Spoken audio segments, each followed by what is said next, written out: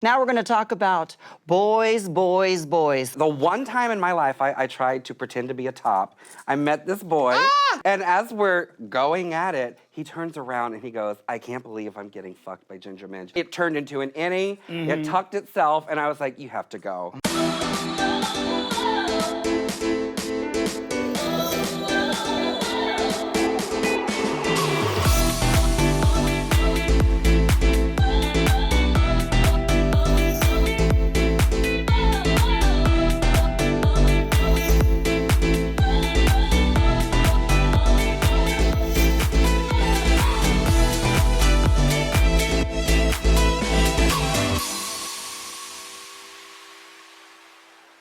Hi guys, how's it going? It's Shea Couleé, and I'm here with Billboard Pride, and we are spilling the tea. All right, ladies. So now I know most of us have been watching season 10. Yeah. My Chicago sister, the Vixen, she has brought up a subject that hasn't really been talked about yet, and that is the racism that exists within the Drag Race fandom. And so I just want to I'll toss it up to you first, Jasmine, about what your experiences are, and we could talk about that, and then maybe just open up the floor for like a cute little dialogue. Well, for my own self, I don't read social media. So everything that I was told I was getting was third-party people information. But I did see the postings and everything. Me, myself, I kind of started that whole situation because I knew it was going to come towards me regardless. So why wait on it when it's going to come to me? So I went on Twitter and I said, oh, now I'm getting this and now I'm getting that. Then it all started pouring in. But honestly, I just feel like if you don't like somebody, don't waste your time on them. Life is too short to do that. So by you telling me a lot of negative stuff, it's not doing anything to me. It's not bringing me down because I'm a strong person. Yeah. I already know who I am and who I was and all that. But I just think it needs to stop because it's not even worth it. Because if you push somebody to the limit to where they commit suicide and the FBI and the police start looking, you're labeled as a murderer. So I do want to press charges on your ass if you kill one of my members for being, a bully on social media. But it was fucked up. It's really crazy. And as someone, a Black queen who was fortunate to have a lot of great support from the Drag Race fandom, there is a different side of that token where I was the target of a lot of race-based hate. And the thing that's really difficult about that is I think that for us, on the outside world, it's already so nasty. And it's already hard, and we're marginalized people, especially in the LGBT community. And sometimes it's really difficult and challenging when you feel like you're getting hate from people within your own community.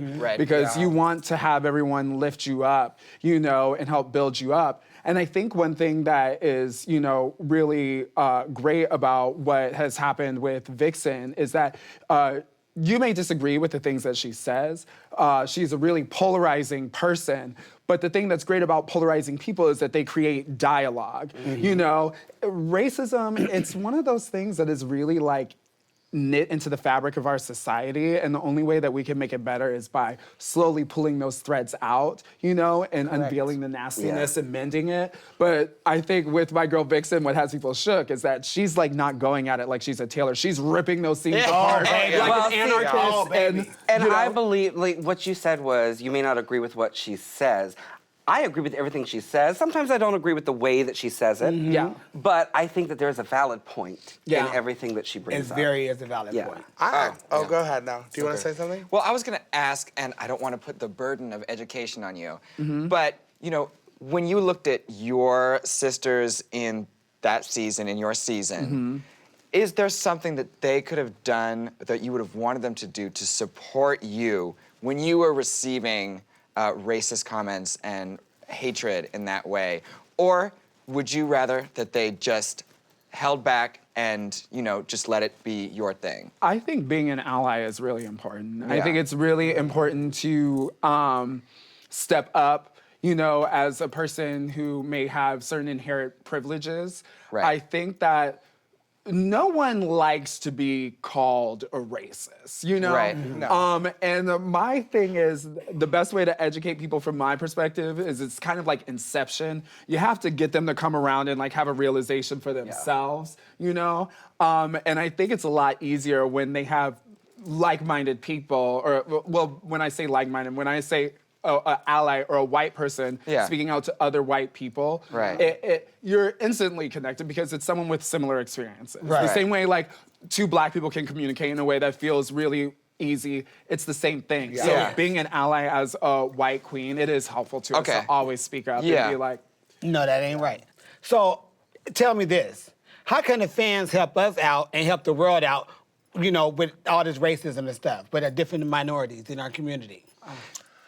Well, I don't know. I have an opinion to say in general, just because I feel like for me specifically, obviously me and the Vixen have maybe personal issues clicking with each other, which has nothing to do with race. But of course, immediately the fandom goes straight to it being a racial issue, which is not fair to either side, first of all. I support the Vixen in everything she represents. I've even commented on posts of hers regardless of maybe us not getting along. She is a fighter, and I don't think that she is a fighter as far as poke the bear. I think she's a fighter as a part of, she wants to represent a piece of her community that she feels like a lot of people are afraid to stand up and represent it. And she's not afraid to fight in a poke the bear way to make sure that she gets her point across.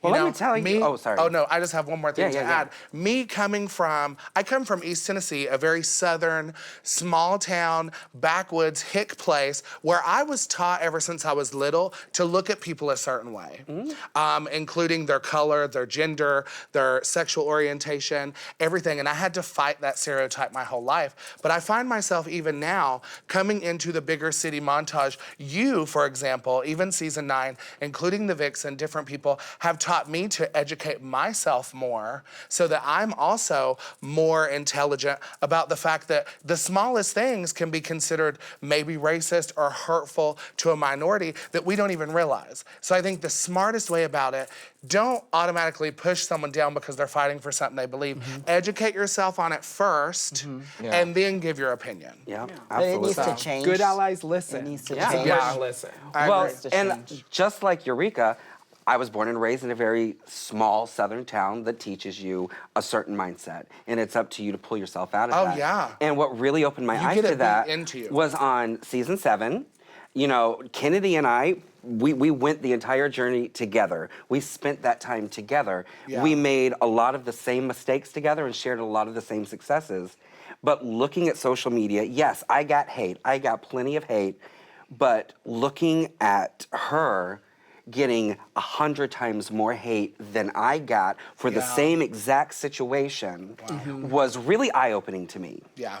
And it made me realize, oh my, it doesn't matter if you are a fat homosexual cross-dresser, like, you are still privileged and you still are elevated to a certain level without even trying.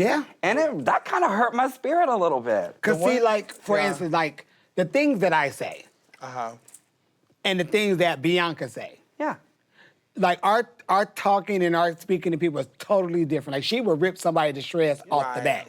I would bring up topics and just go from there. And I'm like, we're different, but our mouths are pretty much the same. But she would get praised, but me, I would, oh, you putting down this person, you putting down that race. I'm like, no, everybody breath stink. You know what I mean? You wake your ass up, bitch, your breath stink.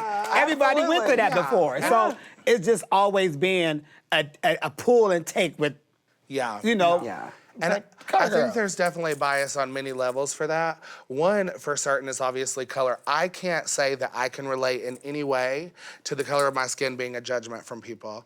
But obviously, I've experienced sizeism, I've experienced homophobia and other things. But then to also have to defend something that you definitely can't control, and it's the hugest appearance on your body. You know, my heart goes out to all of my people of color in the world, you know, because it's a hard road to live. And I've learned that maybe more so in the last couple years than ever before. And I'm just honored to have amazing people like you. And for me, even the Vixen is incredible to me, and I appreciate her because she showed me to educate myself, you know? But now, with our new regime, we see all of the Confederate flags everywhere. I do where I'm at in Texas, and we used to never see that stuff. And now we see that kind of crap. And I asked at DragCon last time, I asked the kids when I hear an accent, something in their voice, a tone, if they're from the South, I said, are you seeing this? And they say, yes, they're seeing the Confederate flags and different things like that. And this has got to change. It's good that it's in our face, but it has got to change. It's unfair. And it's great. white. think it's that like we're the people that have the ability to really change it because like drag is. I agree. You know, it's punk. But and you we're, know like, what? also- It ain't because, for instance, like on my season, I didn't get nobody saying, "Oh, girl, I'm here with you while I'm getting all that hate." Me and Kennedy went through that together. I didn't get nobody from none of the girls on the season. Not putting you down. I mean, you did No, talk. but we did have a talked about it. conversation. But it was also after I realized Yeah. what was going on because I didn't even understand it until I saw it in black and white. Yeah. I think another thing is sometimes the thing is that makes it uncomfortable, I think, for someone that is born into white privilege is that we don't know sometimes where we can overstep that boundary of defense for our friends of color because it can be a hard thing It's to like. scary sometimes. It's vulnerable for You feel us like too in you're a different racist way, sometimes, too, weirdly. like- I mean, I literally, my dad beat my ass because I kissed a black kid at school. And it didn't matter that he was a boy, it mattered of the color of his skin. You know what I'm saying? That's the way some people in our world are raised, and it's not fair.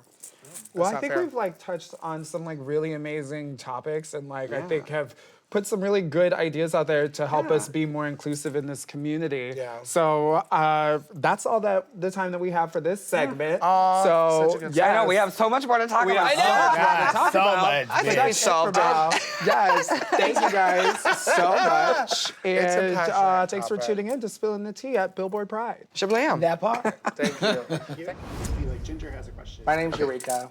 All right. My We're both fat, it's fine. You think all fat people look alike? Sizes.